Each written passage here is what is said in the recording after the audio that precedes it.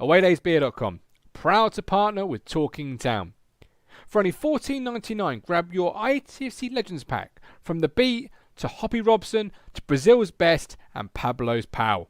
Whatever you need, whatever you want. ITFC Legends Pack, $14.99 at awaydaysbeer.com. Grab it today.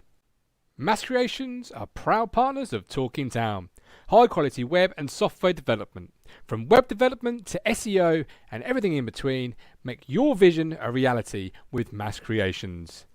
Call 07896 904 571 or visit masscreations.co.uk or email info@masscreations.co.uk. Mass Creations, proud partners of Talking Town. Don't forget, tell them you came from Talking Town to get 10% off. Best Burger in Stone Market, proud partners of Talking Town. Call 01449 680 058 to book a table today.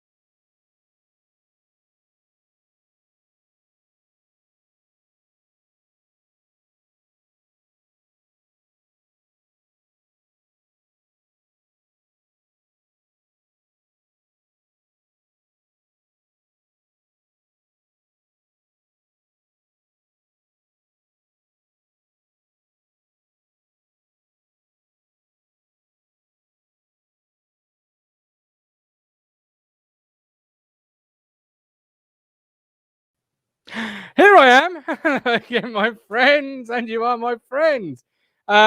Yes, thank you, Matt. I know it's gone black again. I can quite see that. Thank you. I'll borrow your specs next time. Anyway, there we go. We are back. It's a Matchday Ticket. I don't know what's going on with this recently. That's the second show in a row. Although last night's F1 show was fine. Funny that. But perhaps it's the sheer numbers. Yeah, I need these, do I? Thank you so much. Yes. It is England. It is Czech Republic. A win will see us top the group. We are through regardless. Yes, it's good to be through, but this whole third place shenanigans, it's taken away the jeopardy of it. I wanted tonight to be, lose and you go out and it's worth something. Instead, we're going to get a bit of squad rotation. Colin Plum in the room. Welcome in the GOAT. Tweedy wants to draw to finish second as he thinks that's the better route. I'll bring Cruncher straight in because Cruncher's shaking his head. Cruncher, is that not for you? Nonsense. Why is that wrong mentality? We need to win tonight. We need to play well, and we need to get momentum, Martin. Because if we don't get if we get a draw or we lose tonight, you know what everyone's going to be saying: win the game. I happen to agree with you in this instance. They do occasionally happen, and this is one of those instances. Yes, I really do think tonight could be the start of England's tournament properly. Get a good result under our belt, good performance. Take it into the knockouts and away we go because we've not yet started our tournament. We've played 2 games, but we haven't yet started. 3 attempts on goal, 1 goal in 2 games.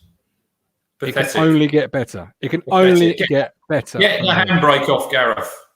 Well, yeah, quite. Let's bring in Matt. I'll save the intros because obviously we want to get finished before the national anthem. So I'll bring you in, Matt. How you doing? How you doing? Everyone okay? Yeah. Very well. I could see the screen was black. I could see all 3 of us had our heads in our hands thinking, oh my God, here we go again. Like I said before, I'm not sure what the situation is. Last night's F1 show, perfect. But the 2 Talking Town ones so far. It's Gremlins.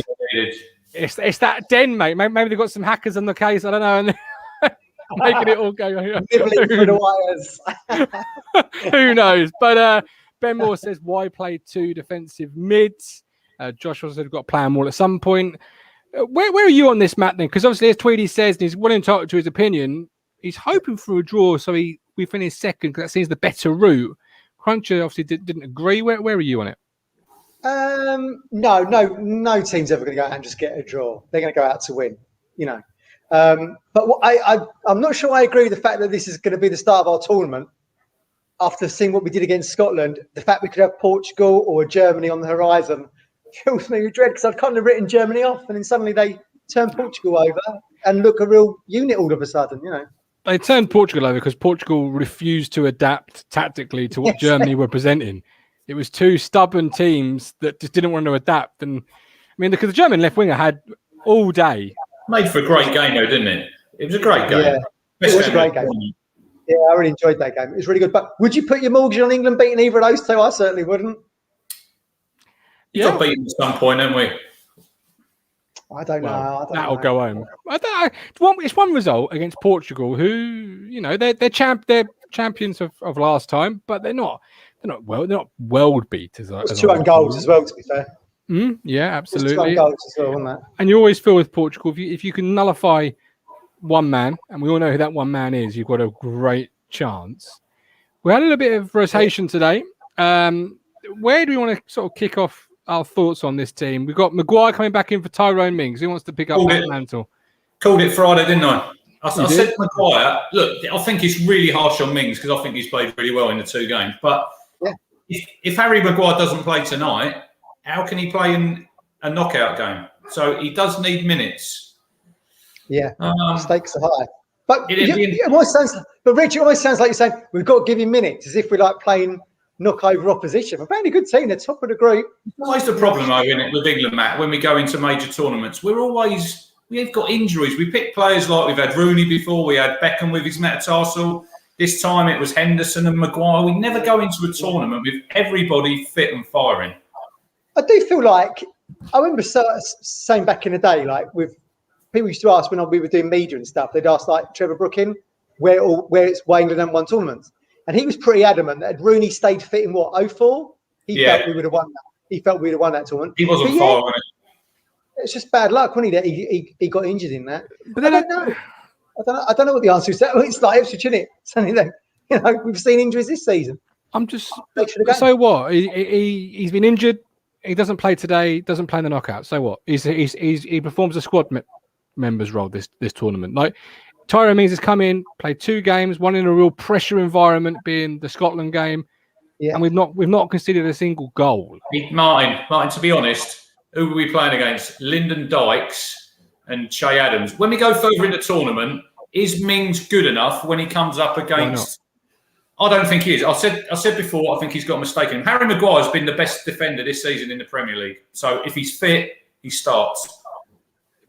I still don't get this kind of like. I disagree. Just because England-Scotland was a derby, right? I still don't get this pressure cooker thing, like Richard's alluding to there. They had one world-class player and then a geezer from QPR up top and a young lad who's green around the edges, Gilmore, in midfield. I don't get it. And tonight we've got Callas. I know he was at Chelsea. Plays for bloody Bristol City now. This is a different game tonight. Scotland is the derby. We all know as domestic fans. Hardly any fans there. But as domestic fans, the derby, the form book, the quality guide goes out the window because players go from 6 out of 10s to 9 out of 10 to 10 out of 10s. You know, really perform out their skin. It's 190 minutes. That's why you get cup upsets in the FA Cup and whatnot. Yeah. I just find it really hard and difficult on a player like Tyrone Mings who's developing and growing. You've come into the tournament. You've performed really well. You've not let your side down on either occasion. And you can say about Scotland, Croatia, semi-finalists of a World Cup, didn't give them a sniff of a chance. I don't buy this international experience crap people keep coming out with. Like, this is the best of the country. They've played in top games throughout the year. You don't need to have experience now. You've got it, surely. No, I do agree. I also think we said on Sunday, didn't we, to John Scouts, had the results from the first 2 games been reversed, I think the country would feel more optimistic. Say we got a draw against Croatia, so you've drawn more. This is what I'm drinking. Ale, Matt, ale. It's ale and Shearer, not ale. Ale is what I said. Martin Stone market accent. Yeah, say we'd drawn with Croatia 1-1 and then we'd beaten Scotland. I'm from Essex, man. Well, you're not really. No, I know. I know. You're talking to proper Essex here, mate. Oh, behave. Do we want to go there? Do we want to go there with Jadon Sancho in mind? Because I know you've got a real bee in your bonnet, haven't you, about this? I have. But quickly, would you feel more optimistic had we drawn with Croatia and then beaten Scotland? You'd go in tonight thinking a bit more momentum. We'd still be on the same amount of points with the same That goal. was like Euro 96, Matt, when we drew with Switzerland in that first game, and then everyone's the pressure all drop Gascoigne, get rid of Shearer, beat Scotland, and then look what happened. Yeah, but exactly. Put a little asterisk in that, because then you wouldn't have played the best team that was widely regarded as the best team in Europe at the time, the Dutch, and you thumped them. Now, if you go out tonight and thump them 4-1 like we did the Dutch, okay, fair play. We can all sit back and say, yeah, we're following that same sort of pattern. If we labour again, who knows? I mean, Harry Kane's got to get more involved in this game, full stop, because he can't. Like Alan Shearer set that tournament alight from the get-go, let alone Holland, the Dutch. But Country wouldn't have played Kane tonight. You'd have played Calvin. No, thinking about it, look, Friday went like Martin's always said. You know, you have that 24 hours your call-off period. When you think about it, England are doing nothing without Harry Kane in this tournament. But saying that, he's not played well. But hopefully tonight, Grealish, like John Scales said on Sunday, and if anyone out there who's not watched the show, absolutely fantastic it was Sunday. So get over on YouTube and watch it. But he said, didn't he, Jack Grealish in that number 10 role, get nearer to Kane. Look at Grealish when he came on Friday. Where was he, Matt? He was on that left-hand side. He got fouled, 4 or 5 times. He was 50 yards away from goal. It didn't matter. Scotland kick him there. Not a threat, that free kick. If he's another 40 yards up the pitch and he's running at them defenders like he does, and he gets, look, he's the most foul player in the Premier League for the last 2 years. But he has to deliver, like Roy Keane just said on the telly. Everyone's been crying out for Grealish to play tonight, but he needs to deliver now. Absolutely, yeah. A number of these players have to start standing up and delivering. Like Harry Kane, Man City, apparently 100 million plus a couple of players. You need to start showing at this stage why you're worth 100 million. You know, it's okay doing it for Spurs. It's Spurs.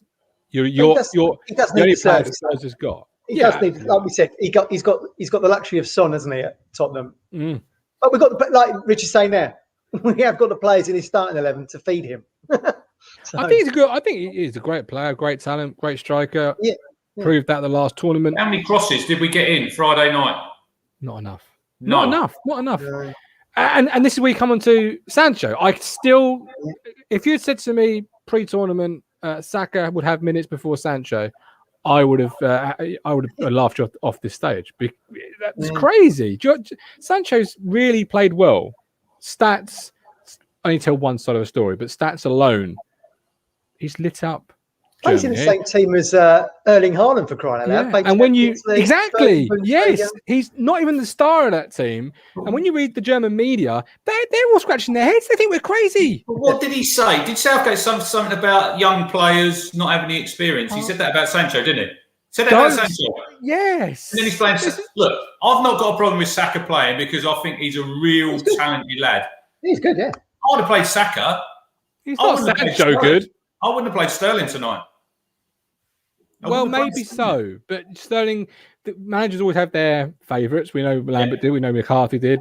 Sterling is one of Southgate's favourites, and so is Maguire to an extent. To make Maguire earlier, but Sancho, this international experience rubbish is what I was saying about earlier, Matt. Sancho's played in cup finals. He's played in big Champions League nights in Germany. What experience does the domestic game not prepare you for the international game? I feel like I've got to do this on the caption. I'm standing up here. Yeah, I mean it's a mystery to me. I don't know why he's not getting minutes because, as you said before we came on air, if Man United want to pay 100 mil for someone and he's not getting in the starting 11 for England, seems a strange thing. But as you said as well, Southgate is under pressure here. We want to finish top of the group. We think. Is he just going back to tried and tested players that have been a bedrock for him in qualification or in other tournaments? Or well, I think it's a little bit of domestic arrogance, Rich. Personally, I think Saka plays for Arsenal, so he must be good. Look, he's talented, but if you put in the stats up, there's no comparison, is there? There's no comparison on the two of them. He got 11 assists, Rich, in the Bundesliga, I think. But Saka wasn't even in the squad. He wasn't even in the squad Friday night. So what has he done between Friday and now in training to sort of show Southgate that he deserves to be look at picked? Tweedy. Sancho's played more Champions League games than half the England squad. Don't get it. He's got 6 goals in this year's. Was it 2 goals in 6 games in this year's Champions League? Saka got 5 goals in 32 Premier League games. Like, if we just pull stats apart, and I'm not, I just don't understand what a guy's got to do when a team that can't create to save their lives. And you think tonight the pressure's off a little bit, isn't it? It'd be the ideal stage for Sancho to come in and show. Look, Colin says in the chat there, he'll be an excellent player in a knockout part.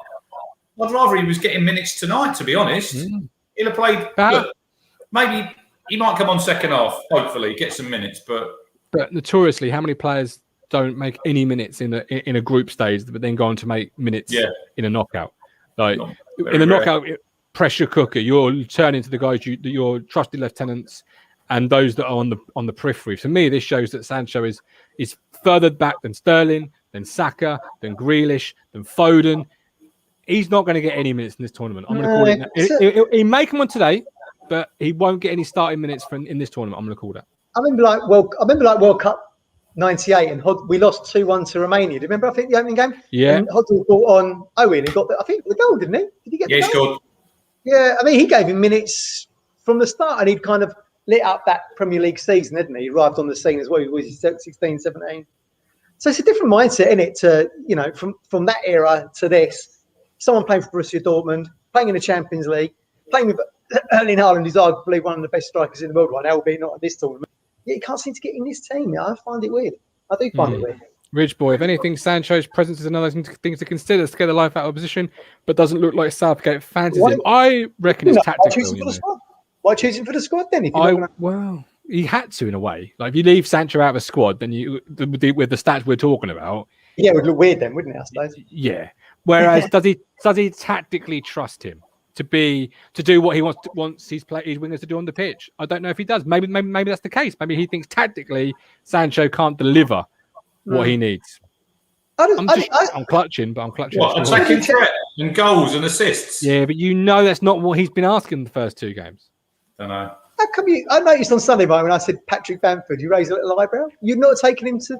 He must have been in the running for the squad, surely. He's a better number 9 than Rashford, and he was playing down the central. Yeah, but he wouldn't have got any because you got Calvert-Lewin. Now you see, I'm showing my domestic arrogance there. If Rashford played for Leeds and Bamford played for United, I'd probably be saying you're correct. But because Bamford plays for Leeds and Rashford plays for United, my domestic arrogance myself is coming in and saying, well, Rashford must be better than Bamford. Yeah, so he did it himself. Yeah, but any striker that's good enough for a Bielsa team with that engine, I think it's good. Plus, he'd link up with Phillips quite nicely. The same way Grealish, the guy on my screen right now. If that guy played in if he played in any top 4 team, there's no way we would be saying why isn't he starting. There'd be, can he be dropped? But he plays for Villa. Unsexy Villa. His journey earlier, guys, are on about he had to go to Notts County. He went to Notts County on loan. He played in the Championship. He's had to do it the hard way, Grealish. Yeah, he takes a lot of knocks, doesn't he? Takes a lot of tackles. But it's unsexy Villa. Do you know? Last season, but but in the vast minds of many fans, it's Villa. It's not United. It's not Tottenham. It's not Chelsea. It's not a team you hear about 24/7 on TalkSport or 5 Live or.